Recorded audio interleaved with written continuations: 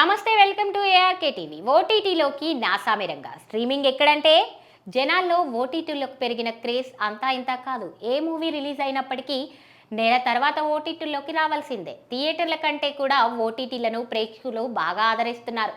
దీంతో movie OTT రైట్స్ని ఎక్కువ పెట్టి మరీ కొనుగోలు చేస్తున్నారు మేకర్స్.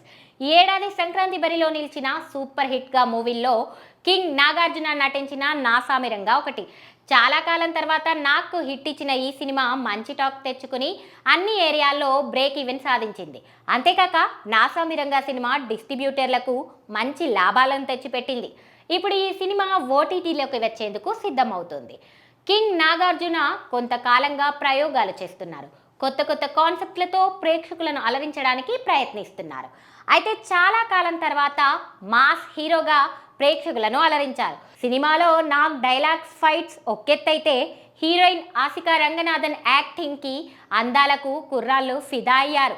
విజయ్ బిన్ని దర్శకత్వం వహించిన ఈ మూవీ మలయాళీ రీమేక్. అల్లరి నరేష్, రాజ్ తరుణ్ ఇందులో కీలక పాత్రలు పోషించారు. నాసామిరంగాకు కీరవాణి అద్భుతమైన సంగీతం అందించారు. అయితే ఈ సినిమా ఓటీటీలో సందడి చేసేందుకు సిద్ధమైంది. ఈ నేపథ్యంలో నాసామిరంగా ఓటీటీ రిలీజ్పై అధికారిక ప్రకటన విడుదల చేసింది. డిస్నీ ప్లస్ హాట్స్టార్లో ఈ మూవీ స్ట్రీమింగ్ కానున్నట్లు సదరు ఓటీటీ సంస్థ ట్వీట్ చేసింది. అయితే ఎప్పటి నుంచి అన్న విషయాన్ని మాత్రం ఇంకా తెలపలేదు. అయితే ఫిబ్రవరి 12 లేదా 15 నుంచి స్ట్రీమింగ్ అయ్యే అవకాశాలున్నట్లు తెలుస్తోంది. థియేటర్స్లో 50 కోట్లకు పైగా గ్రాస్ సాధించిన ఈ మూవీని ఓటీటీ ప్రేక్షకులు ఏ మేరకు ఆదరిస్తారో వేచి చూడాల్సిందే.